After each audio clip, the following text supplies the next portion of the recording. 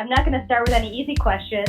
What would you do if you couldn't fail? I was vulnerable in the sense of I was just who I was. In my journey as an entrepreneur, I really found who I am as a human. I was much more emotionally available to everyone because I was much more balanced. Finding the grace and the humor in the balance of it all. Whatever happens in the gut happens in the brain, and whatever happens in the brain happens in the gut. Do you have a specific morning routine? I was able to sort of reset my nervous system by getting involved with the cold. Allow ourselves to have imperfection. Absolutely had mentors, absolutely 100% had coaches. A wake-up call to me that I could not try to be something I'm not. Seeing results of just isolating the breathing was having these tremendous impacts on my physiology. Work at a gratitude practice. What the hell am I doing? Can I really do this? Is this really worth it? 90+% of the decisions that we make today actually stem from fear. When was I proud of myself today? I think for me, it's really inspiring people to step out. And you don't have to step all the way out. Then there are these other moments of magic and joy. If we can just push into discomfort, we actually find that on the other end, there's a lot of benefit. What's your purpose? Nothing starts without a plan. Nothing ever goes to plan. I think we're going to see a new realm of healing that ultimately wasn't available to us. If we can bring a practice into our lives that helps us be more vulnerable. So much of entrepreneurship, I truly believe, to anybody on this call is grit. I got involved with Wim. I just love the guy. He's just a great human. When people are on the path, they shine. We so often convert things into flaws as opposed to strengths. We all deserve to be happy, healthy, and strong. I'm so thrilled that this content is getting out there, that you guys are promoting bold and vulnerable message and aspirations for people, because I hope that we can all really live that every day. Hey, this is Jessica. I'm Svetlana, and you're listening to the Bold and Vulnerable podcast, Where we aim to inspire others to live authentically through sharing the bold and vulnerable stories of peak performers across a variety of industries. Welcome to the Bold and Vulnerable podcast. This is your host, Jessica, along with Svetlana, and we have a highly gifted and vulnerable guest today, Lydia Schimmelpfenig, whose name means shiny penny, and she's definitely a shiny, beautiful soul, and has been one of my main mentors in starting my business, as well as a brilliant friend. She's someone I look up to as a giver. She's a leadership coach and consultant that has worked in executive coaching and organizational development over a 20-year period of her career. She has tremendous amounts of knowledge and is able to mold leaders into finding success, both professionally and personally. Without further ado, Lydia, maybe you can give us a mini intro or elevator pitch of who you are and what you're passionate about within leadership development. Thanks, Jess. Thanks, Svetlana. It's great to be back with you both, and a particular pleasure to see you again, work with you, Jessica, since we've spent some time together over the last few years. As you said, Jessica, I'm a leadership coach and consultant that has worked in executive coaching and organizational development for quite a while now. And my particular areas of passion and focus are working with leaders, particularly women leaders, who are finding success and finding the grace and the humor in the balance of it all, and finding themselves feeling like that duck paddling under the water and just holding it together on the surface of the water. And because I think, it's my opinion and it's my experience in working with leaders and women leaders, that when we give ourselves that grace and when we allow ourselves to have imperfection in the balance of it all, we have so much more success, because we're in the present moment, allowing for that level of imperfection and the riding the waves of the ups and downs, and knowing that the next moment is going to be different than this one. So all we can do is just embrace this moment of trying our best, just like we all are, to find that balance. I love that. I love how you said being in the present moment and finding the grace and the balance in that. Yeah, it's being a working mom and I have 3 kids, 9-year-old twins and a 7-year-old, and work in a couple of different capacities. I'm in a business development role for a consulting organization. I do leadership workshops for Fortune 500 companies. I do coaching, and I have a husband who I try to make time for occasionally as well, and some friends as well. It's so imperfect. I'm so imperfect at each of those roles. And I know that that the next moment is going to hold some magic in one of those areas, but not the others at that same moment. And I've just learned over the years to embrace that. And I've watched clients and colleagues and friends do the same thing. And that's the only thing that balance really means, is that moment. Yeah, Lydia, thank you so much for sharing. I love that. And just, this is Jessica, me being somebody who knows a little bit more about your path and where you got started.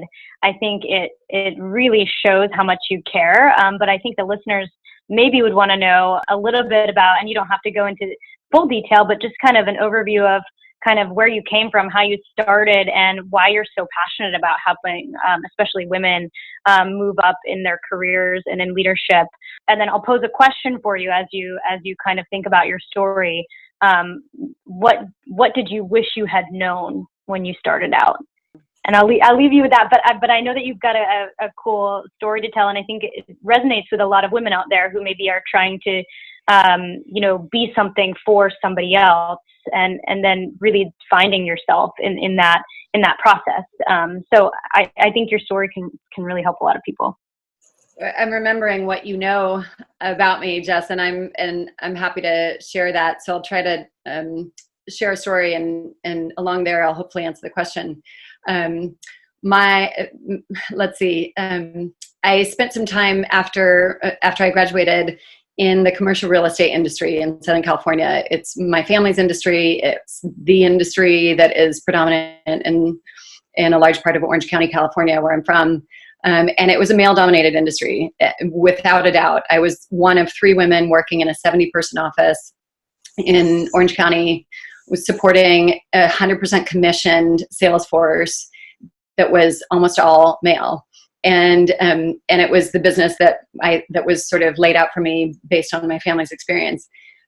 Long story short, I did not have success in that industry, and it would probably be fair to say that I shot myself in the foot in that industry by trying to play at a man's game and being knocked down for it, and being called into human resources and being told I was too aggressive because I sought out new business opportunities on behalf of the men I worked for. And that was a wake-up call to me that I could not try to be something I'm not. I couldn't be successful in a way that wasn't true to me. And I really changed paths, and I went back to graduate school and did my graduate work in organizational psychology and counseling psychology, because I wanted to work with I wanted to work with families, and I wanted to work with people to help predominantly help women embrace what's around them, their families, their careers, and in a way that was true for them. So that was quite a while ago, and it's been kind of a varied journey along the way, but that has always been true. And along the way, I also had a lot of trouble getting pregnant and becoming a mother. And so once I finally did, I really that was a really important part of my life, which I think it is for any mother, regardless of how that happens. And what I wish I had known along the way is how much I would love working, probably, is what I would say. I think I saw it as a means to an end, and just the thing that would make me some money. But I don't think I anticipated what a journey and a twists and turns full ride it would be. So that's something that I hope that people can embrace is just, what's going to offer me the most interesting journey? Because I got a long ways to go yet. And I hope it's as interesting in the next 20 years as it's been in the last 20.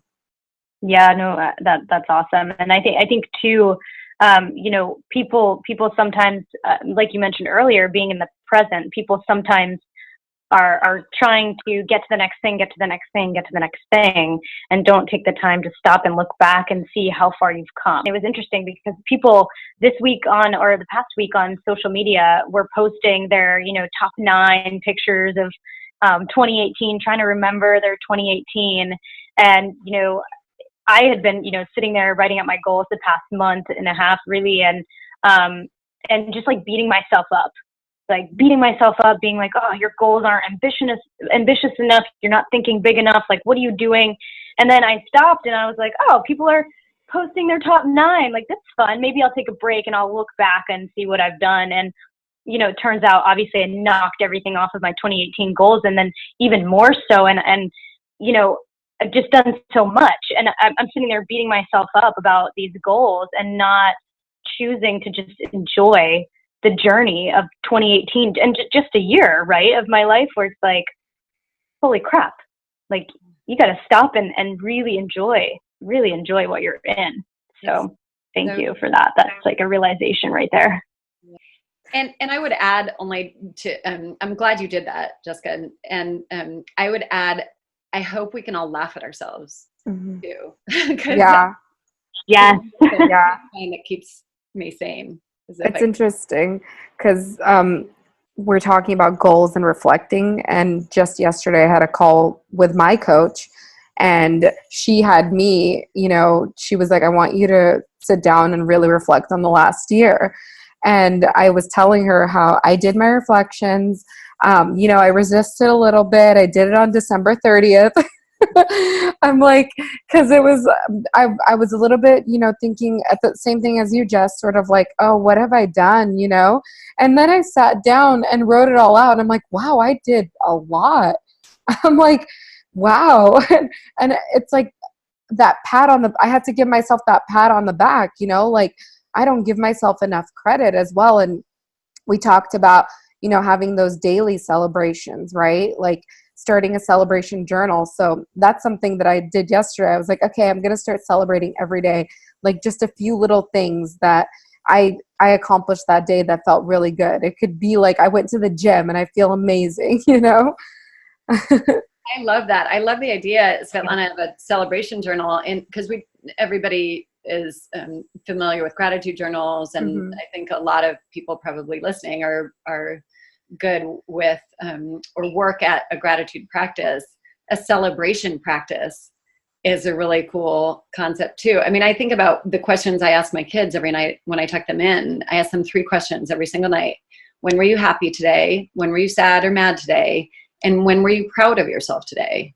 Because I want to end with something that I'm not saying you were great today at something. I want them to think about that moment. And they've thought about everything from when I let my brother have the iPad first instead of me or something to when I got an A on a test or did well in swim team or whatever. But we should all do that for ourselves, right? We should all think, when was I proud of myself today? And also just, I feel like a big part is celebrating the quote unquote failures, right? Like celebrating the things that we didn't do so well, to sort of like build that resilient muscle of ours. Like, this is great. What can I, learn from this so that, next time I can do better? It's not emphasized enough. I was going to share, I love the story of the founder of Spanx, the clothing company, and I'm blanking on her name at the moment, but she has been very public and done interviews about how when she was growing up, her dad asked her and her siblings every night at dinner, who failed today, or what did you fail at today, or something to that effect. And I love that, and I brought that into our family as well to try to normalize that and accept it and embrace it, because then we can celebrate. on the flip side. And so speaking of present moments, so I know we talked about your past a little bit and kind of what shaped you. And I know we just brushed the surface, but in terms of what you're doing right now, what are you most curious about right now? What are you diving into right now? And kind of where are you headed for, the new year? And we're just interested to see kind of what your new goals are. Yeah. So I've been fortunate to be able to work with a lot of great clients and great organizations over the years. I'm excited to start a second round of a Women in Business program this year. I and the organizations that I work with do a lot of executive coaching. Something in particular that I'm excited about for 2019 is spending some more time collecting and sharing stories with clients and colleagues of the duck paddling under the water kind of stories, the imperfect balance that we're all finding. I was inspired a few weeks ago when I, like all of us, was finding myself just busy and running from one thing to the next, and had dropped my kids off at school, and then had to hop right on to an 8 a.m. important business call with a client. And I had no laptop, no iPad, no paper, no pens, no nothing. I'd run out of the house to get my kids to school on time. And the only thing that I had in my car for this 8 o'clock call was the paper plate that held my daughter's half-eaten bagel from her breakfast, and a pencil in my younger son's booster seat behind me. So I looked down and made it work. And it's sitting next to me, actually. It's kind of an inspiration that there's a paper plate with still a couple of little bagel marks left on it with these notes from this important client call. And when I hung up the phone, I just looked at it and I laughed so hard, because I thought, this is my life. This is my life right here. Important business call notes on a paper plate with the bagel actually still on it. I didn't even move the bagel. And I just thought that is probably so. I think so many of us have moments like that, and when we embrace those, like I was saying, it's just so validating for all of us to say, yeah, this is my life. This is, eating Oreos, staying up late, trying to finish something for work, or missing a child's baseball game, or, all of these moments that feel so momentous at the moment, but yet then there are these other moments of magic and joy. And that's what I want to be bringing to the table, and working with my clients to help them embrace those and capture those, so that then the other ones, the magical ones, stand out. That's awesome. I love hearing your stories. That one is amazing. Writing on a paper plate with a bagel on it. That's perfect. And I think a lot of our listeners have families. There's moms, there's dads that are listening. What would be your parental advice for a working parent, male or female? But I know you focus on women a lot of the time, so maybe we can focus there. But what would be your biggest piece of advice for people that are trying to balance that? Oh my gosh, I have to drop my kids up at school. I have to do this. I have to do that. And I think some people get really overwhelmed. Some people decide that they don't want to work while they're having kids. And I think it's a huge decision that people make, male or female. And I think that it's important to focus on it. A lot of times our society shuns those conversations, but I mean, just hearing that story, it's inspirational that you're doing what you want to do and what you love to do. And you're also a mom, and you're also having to balance, and you're doing it pretty gracefully in my eyes, but I don't always see behind the scenes, but yeah, what would be your biggest piece of advice to working moms, working dads, people out there just trying to grind, but also have family? Yeah, I don't know that I am doing it perfectly, or that I know any more than the rest of us. But what I would say that I really work on is being honest with my kids, and being honest with my husband about how we're sharing the load. So two different things. I mean, in terms of my kids, I just try to really be honest with them and share with them why I'm doing what I'm doing, what I like about what I'm doing, when I'm frustrated with what I'm doing, and how this all fits into our family's big picture.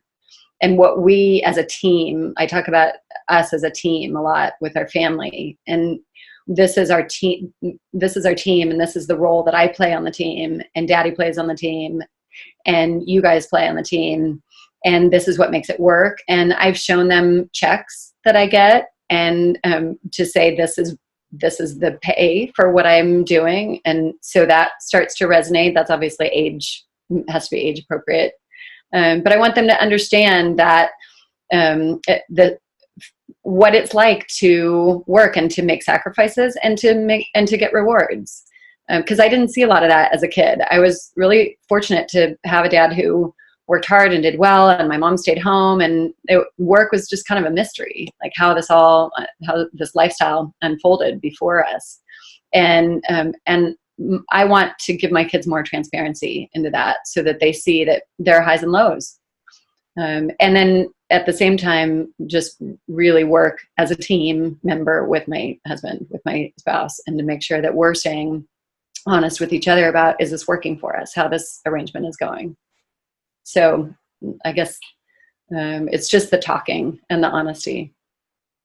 I have a couple questions, but my first one that popped up, since you bring up team and how we're all a team, and honesty and transparency, which I think is so important in the family dynamic, because you're right, like a lot of that doesn't happen in a lot of families. There's a lot of things that get swept under the rug and things that just don't get talked about because it's, it goes into, you don't need to know about this, and mom and dad are hiding things from the kids, even though the kids always feel it no matter what. They know when something's up. But what I'm curious about is, what do your kids teach you? Oh, that's a good question. A lot. Patience, for sure.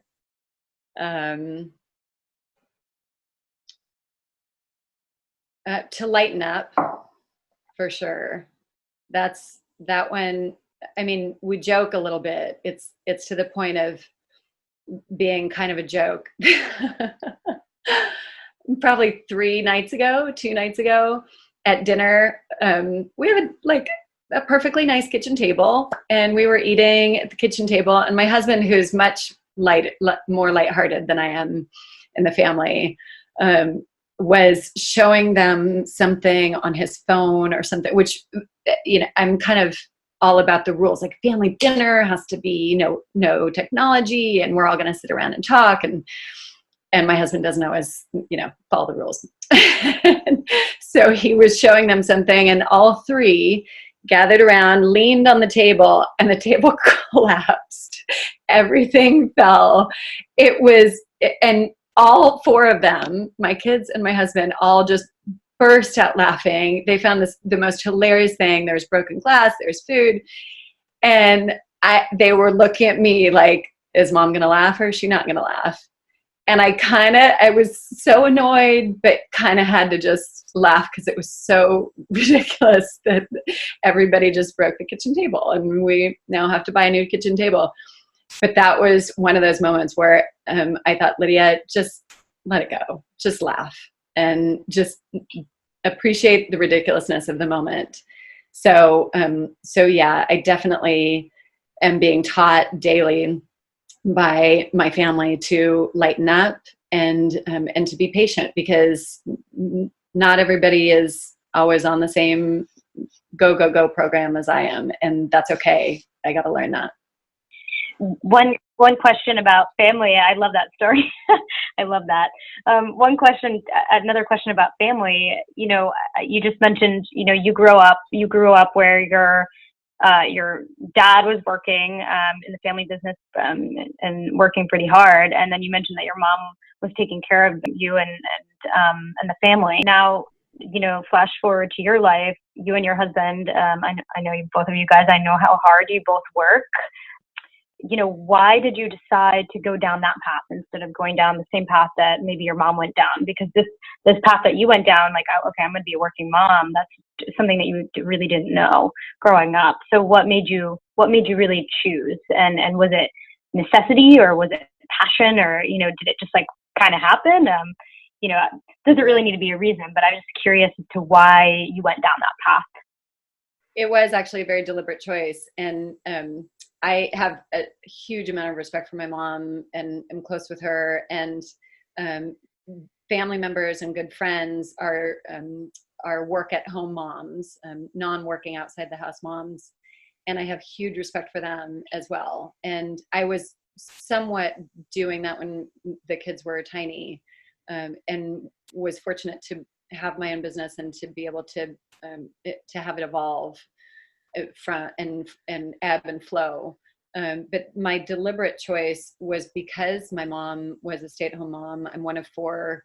As I got older and was in high school, my two younger brothers, my older brother, as we were both kind of coming out of high school, going into college, and my two younger brothers were in middle school, I saw my mom go through pretty significant depression, and remember her sleeping during the day, and kind of in a pretty dark period. And I still haven't talked to her about it to this day, about the specifics about it, but it really had to do with feeling a loss of a sense of purpose as her kids were getting older. And she was not running four kids around to different activities like she had been in previous years.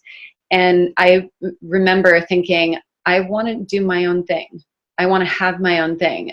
I don't even have a particular financial goal in mind, but I want to have something that is my own, and that so that I can be a mom and do that, but also have something that's purely mine and purely for me. That for me, that was the decision that I made. I'm not saying that it's the right one for everybody, but I get a lot of fulfillment now as my kids are at school for 7 hours a day, and I get to do fun stuff while they're at school, and then enjoy the time that we were together. So it was a deliberate choice, but it's a hard choice for a lot of people, because and some people don't have a choice, and that I respect that. I think that's such an excellent point about having purpose and what that does for somebody. Can you expand more on what you feel is your purpose?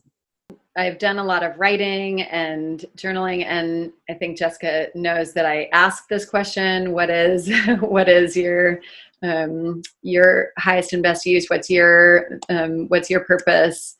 And it's still always a tough one, because I've written down things before, but I want to make sure I'm always staying true to what that means in any given moment. I feel like my purpose, there are two things that are really important to me. One is to model authenticity and vulnerability, which I love about this podcast, Bold and Vulnerable.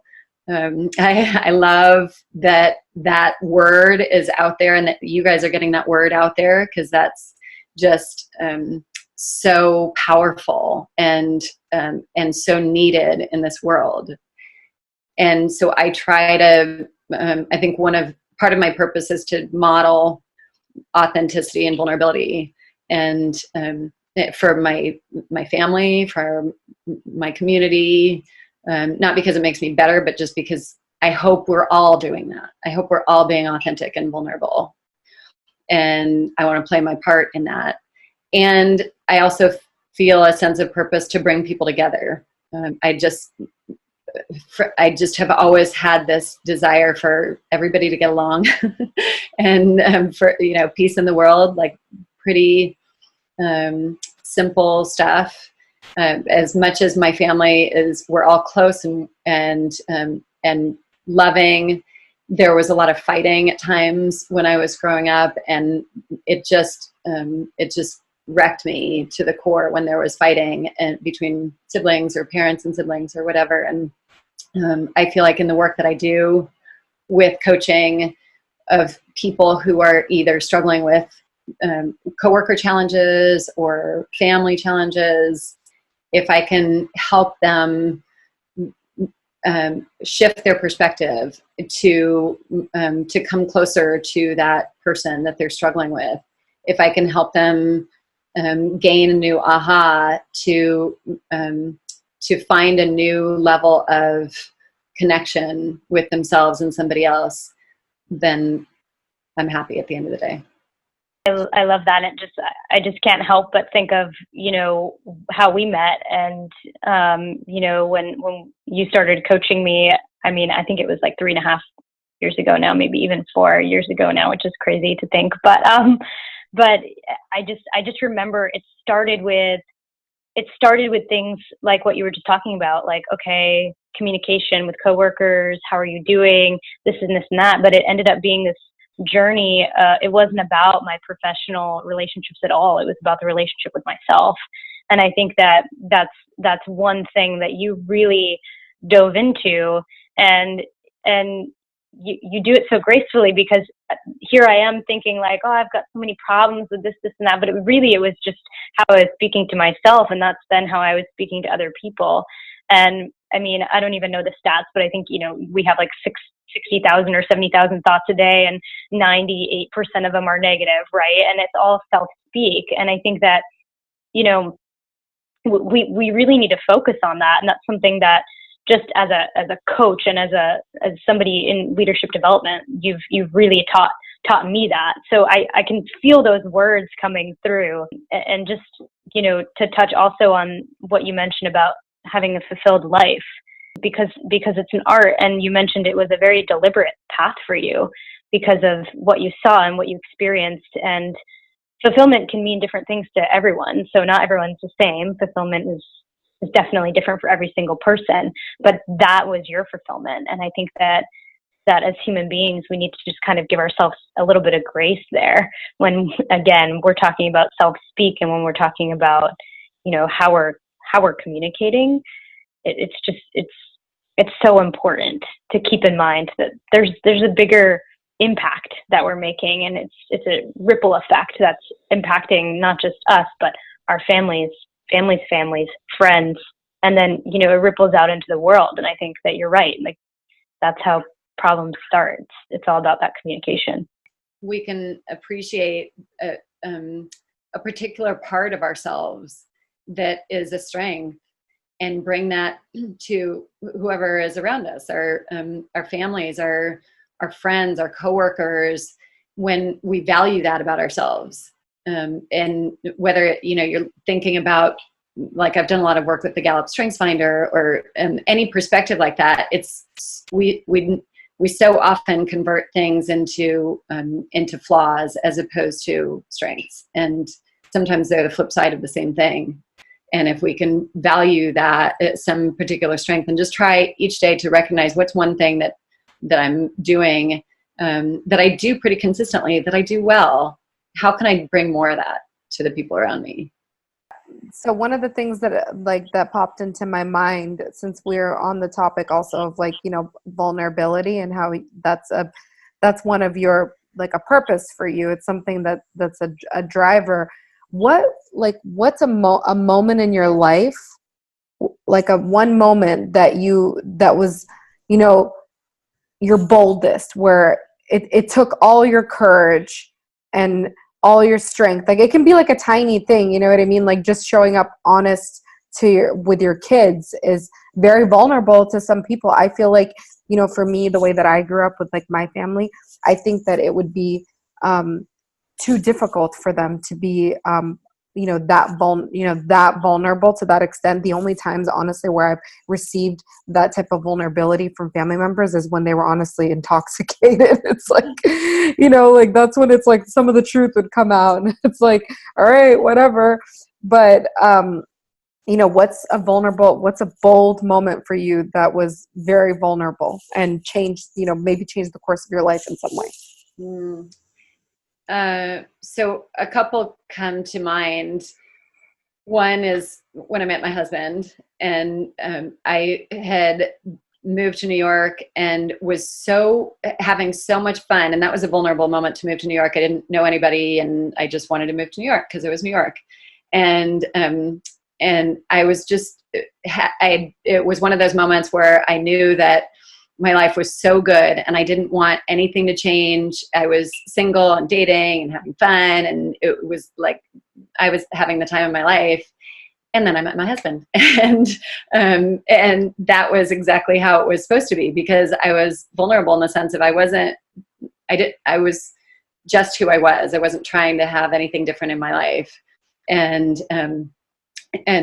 that allowed me to see him for who he is and not be looking for a list, criteria on a list or something like that. So that's one moment. And then the other one that comes to mind is when I got pregnant with my twins. And we had a really tough time getting pregnant. We had gone through 4 years of infertility.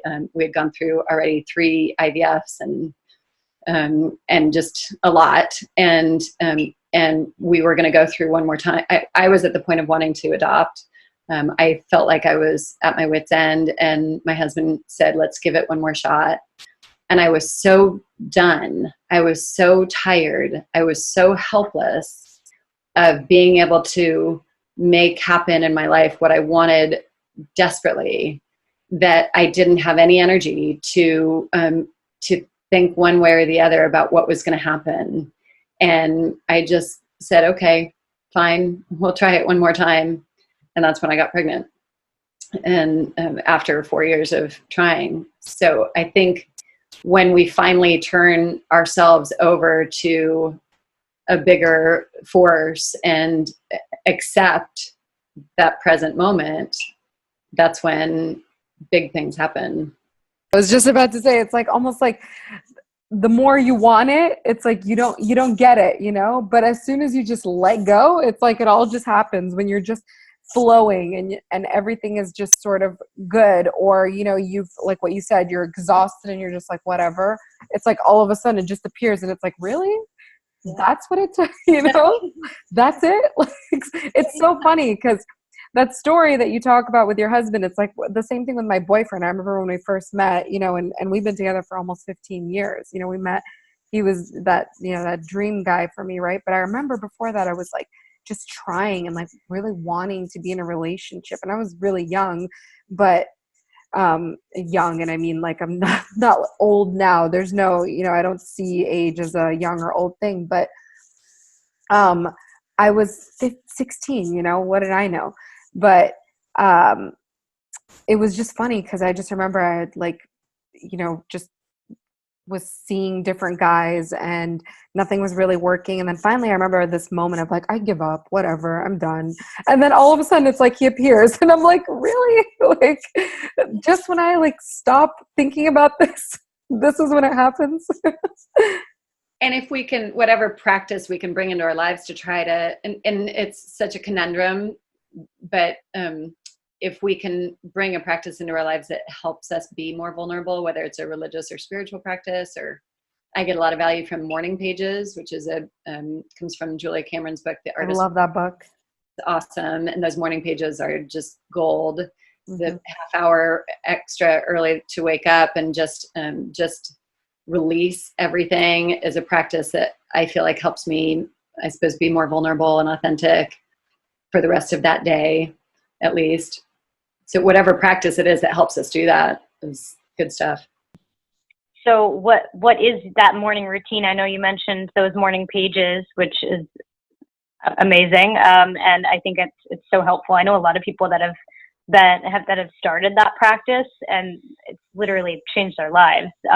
But what is like the typical Lydia morning look like? And if it's chaos, that's cool. And if it's organized, that's cool too. But I just kind of curious, always talking to people that are successful and, that are professional. Everyone's got their different things, but I do think that mornings are sacred and important.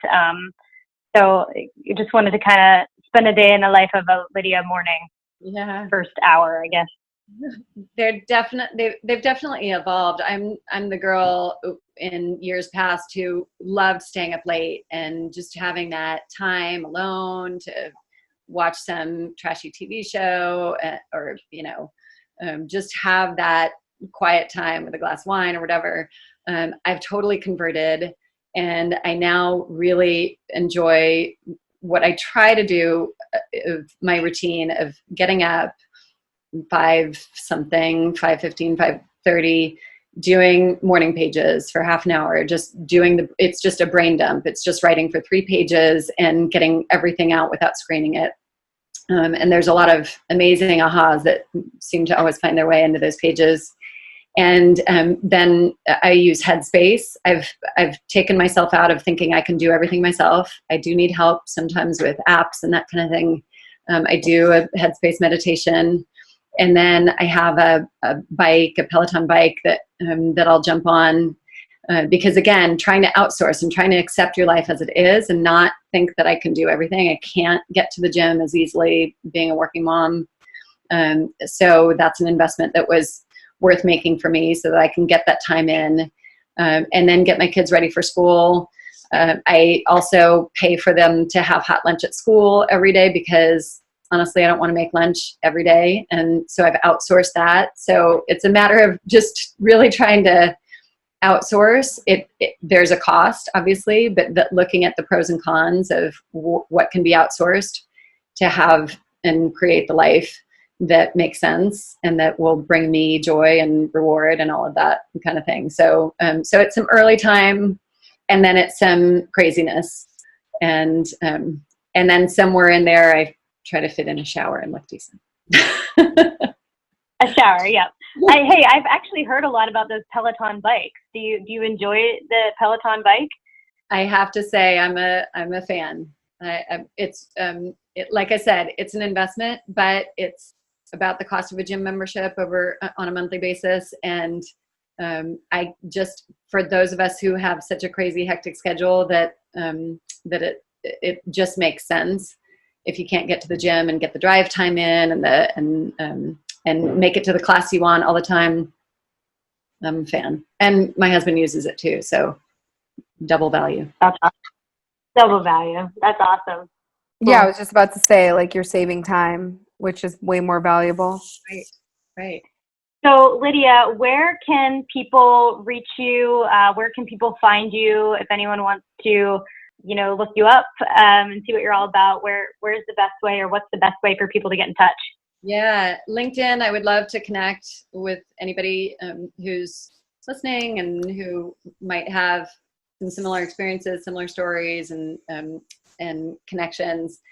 And then I've been a part, as you know, Jessica, of an organization that does some pretty amazing ventures, some treks to the Grand Canyon and the like. And there's a Facebook page called Telos, Telos, Leadership Ventures, that I'm a part of, and that has some pretty interesting stuff about the ventures that we do. So those are 2 different places. And again, you'll have on the podcast Lydia Schimmelpfenig. It's a crazy long last name to spell, but probably if you typed in Lydia, there aren't even that many on LinkedIn, and attempted Schimmelpfenig, you'd find me. So Lydia Schimmelpfenig. So it's linkedin.com/Lydia Schimmelpfenig. So it's I'll just spell it out for people: LYDIA and then SCHIMMELPFENIG. So you can find her there on LinkedIn or on the Facebook page that she just mentioned, and we'll have everything linked in the show notes as well. Thank you guys for having me. I'm so thrilled that this content is getting out there, that you guys are promoting bold and vulnerable message and aspirations for people, because I hope that we can all really live that every day. So thank you, Svetlana. Thank you, Jessica. Thank you. Thank you for listening to the Bold and Vulnerable podcast. For more information on today's speaker, please visit us at boldandvulnerablepodcast.com. And don't forget to rate, review, and subscribe. Let's keep spreading the love by being bold and vulnerable. Thank you. We love you.